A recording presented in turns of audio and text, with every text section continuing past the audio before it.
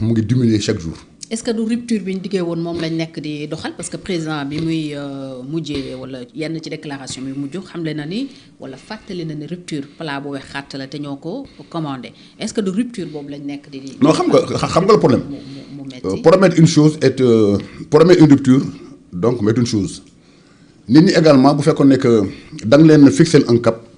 di doxu yegg ci cap bi donc am la stratégie qu'il faut et tout te donne les moyens donc d'arriver à ce cap. Les Sénégalais nañ patient parce que ni espoir là mais le sentiment que les gens ont mooy que y a pas de lisibilité. y a pas de perspective. Y a pas de perspective c'est des gens qui tournent en rond en fait c'est du coq à l'âne donc c'est du conspiratisme donc y a de l'impréparation y a de l'improvisation y a de l'inexpérience parce que nit ki mën nga bañ a xam mais nga am humilité nekk man xaw ma boo ko accepté déjà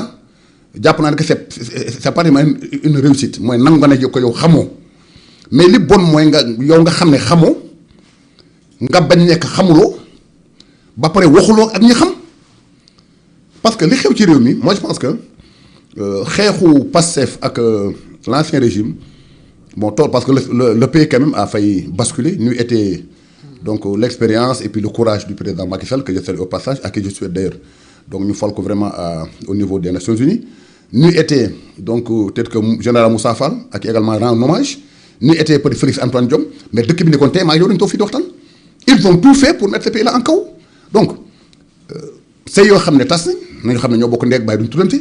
am na dëkkandoo yoo xam ne ñoo taxaloo kër seen njaboot du ñu demlante du ñu tuddante lépp ndax politique li nga xam ne man laa yaakaaroon ne que moo nekk seen premier objectif mooy bu ñu ñëwee ñu jubale sa Sénégalais yi li nga xam ne sookal bi nga xam ne ci la réew mi sukkandikoon muy li nga xam ne moo doon suñu ndam suñu tiitar ñu fexe c'était fissuré ñu fexe rakister ko tabaxat ko mais malheureusement léegi il continue à chaque fois qu'il ouvre la grande gueule là mais il dit des bêtises bi ci mujj mooy keroog la députée là mais que nekk DER boo képp koo xam ne bokkoo ci projet bi donc duñu la financer ci DER donc il y a deux Sénégalais qui se regardent en chair de France le président quand même je dois à sa décharge de dire que à chaque fois que je l'entends parler moom ndeysaan il appelle donc à la paix sociale. même il appelle la Korité hein. voilà ba ci Korité moo ci mujj voilà donc mu ngi woote à un rassemblement mais ki nga xam ne moom la fal décret moo ko tax di wax. donc mais kooku bu président waxee à gauche jëm gauche mais moom wax jëm à droite il menace le président il taxe de tous les noms d'oiseaux 30 décembre dafa président dafa def la donc à la nation moom mu togg ak le maire de Passy dem Passy tontu ko donc président bu tukkee mu def conférence de presse il dit ce qu'il veut donc c'est ça que moi je comprends pas yow yaa ma fal même à supposer que sax moom comme ni ñu wax ñoom waa Pastef ñoom ñoo fal le président de la République mais ki nga fal c'est le président même boo ma falee te gëm naa ne faluñ ko parce que yàlla moom may fal nit même boo ma falee mais man maa falu y a pas un canapé présidentiel y a un fauteuil présidentiel maintenant ce que les Sénégalais ne comprennent pas ce que l'Afrique ne comprend pas ce que les partenaires techniques financiers ne comprennent pas ce que personne ne comprend mooy mais maa la fal déggaluma du ma la dàq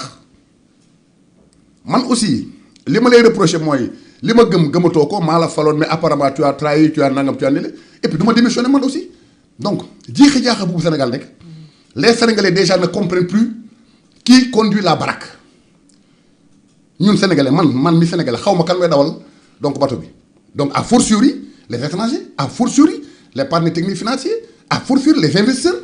parce que réew moo xam ne xamuloo kan mooy décider réew moo xam ne y a une guerre larvée donc au sommet de l'État et que ça peut péter à n'importe quel moment mais kenn du fa dugal sa alal parce que un investisseur du ñëw investir pour ñàkk xaalisam bu amee un risque xam nga risque zéro du ma ne am na mais quand même bu ñu xoolee xam ne kii danger la mais personne ne fait loolu moo andi jafe-jafe na ci réew beneen bi également mooy moo jël sentiment yi que ñoom seen problème mooy que bëgguñu ko tekki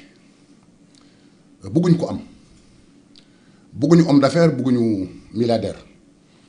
ñoom pour ñoom képp ku am sàcc nga ba nga xam ne donc ils ont tëj nañ ay nit ñoo xam ne vraiment tooñ rawul loolu tooñ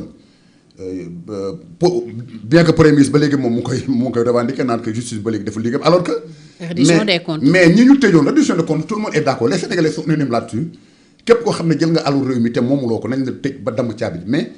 la personne tant qu'elle est pas jugée tant que sa culpabilité n'est pas établie cette personne. donc on dit qu'elle dafa bénéficier de la présomption d'innocence mais ni ñu arrêté doomu góor ñi donc c'est de l'acharnement le cas de Mansour Faye Mansour dafay tukki ñu ne ko doo tukki amul benn décision de justice tukki waat ñu ne ko doo tukki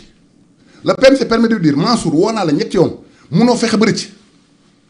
bañ koy tëj Mansour a dit je consigne rien parce que defuma dara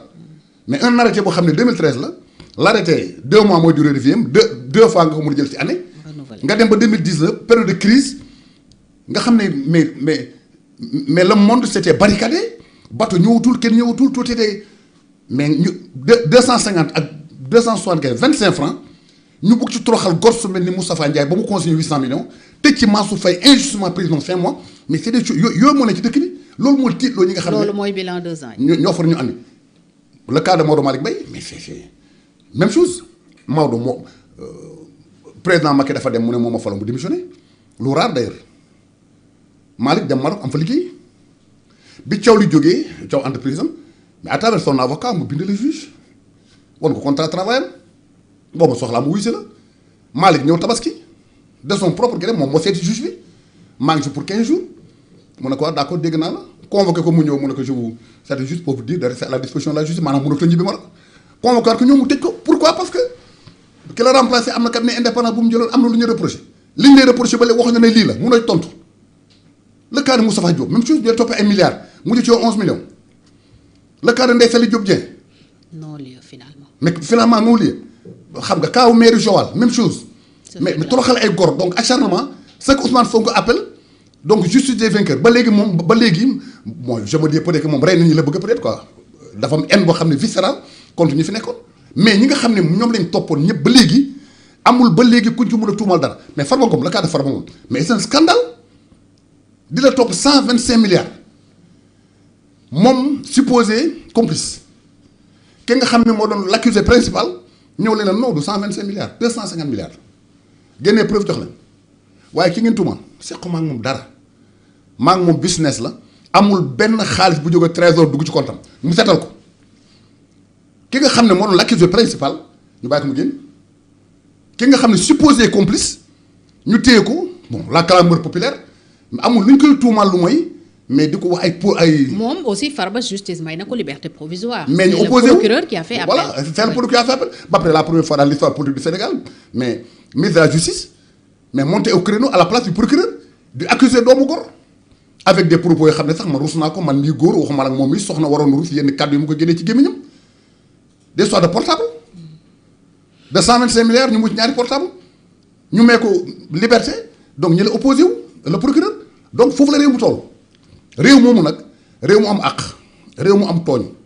réew moo xam ne amul daanaka mun naa wax ne kilifa parce que xaw ma ne Ousmane Sonko mooy jiite réew mi wala Bassirou Diomaye Faye moo koy jiite donc réew moo xam ne chaque jour nga attaqué tout le monde justice sur la justice mais quand tu passes au Maroc le cas le plus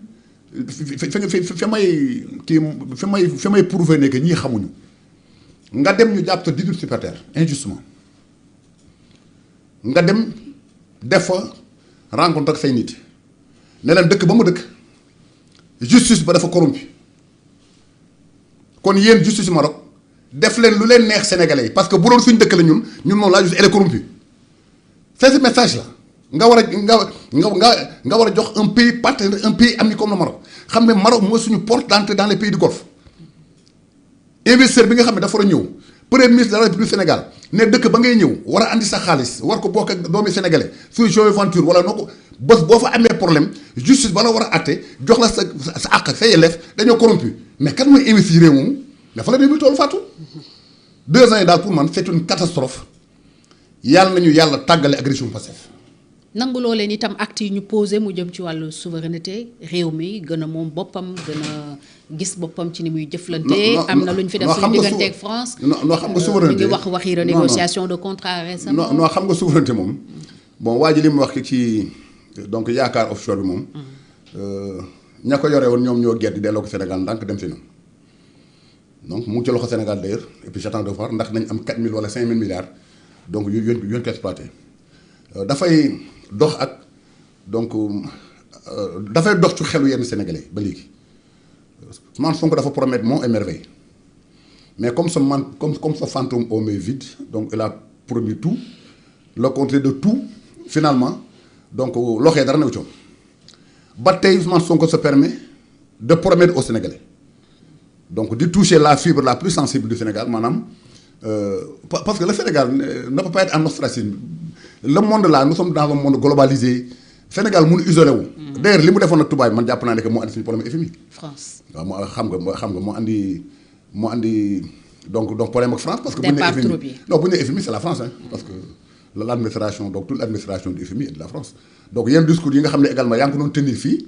bi nga nekkee dans l'opposition continuer également di attaquer FMI ba léegi mais moo tax du yombal à chaque fois que Sénégal war a am chance su nouer encore un nouveau partenariat. waaw léegi mu génn wax loo xam ne donc mooy andi musiba donc beneen bi nga xam ne également man jàpp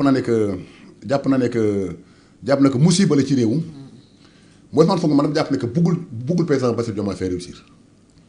maintenant nag il sent que ne sëy bi neexatut moom nangul ñaan baat président nag koo ko fase waaye mu ngi préparé nit ñi yan wan ne que man kat ëllëg bu yàqoo man lii bëggoon naa ko def parce que dañ ma mayul ma def ko parce que moom son sport favori c'est la victimisation nañ ma bàyyi mu gouverner ñu jox ko finalement ministre de l'Intérieur jox ko donc justice donc jox ko soxna Yacine Fall nu mu woowee boppam sax donc gros calibre. donc finalement du amatul lay muy attaquer justice ba léegi kon di attaquer justice ba léegi donc muy continuer di victimiser wu def naa lii woot na fi temps passé affaire wu contrat yi renégocier def naa ci nangam def naa ci ne la bon j'attends que mu truc bon li mu waxoon ne dina réduire donc yenn agence yi. donc on attend la suite parce que wax nañ li ci Sénégal di gagner donc en économie mais on n'a pas parlé du plan social parce que ay liggéeykat ñoo fa nekkoon ñooñu seen sort fu mu jëm ba léegi on attend de voir comment ça va se passer donc man je pense daal vraiment dafa jot ñu toog ñoom ñu liggéey bu dee mun nañu liggéey bu ñu mënul liggéey ñu tàggoo bu ñu tàggoowul daal ñaan yàlla tàggale ñoom donc en 2020 nu mu gën a gaaw ñu defaraat suñu réew parce que le pays là vraiment c'est compliqué. dese nañ 3 ans ci yenn levier nga jàpp ne buñ ci sukkandikoo.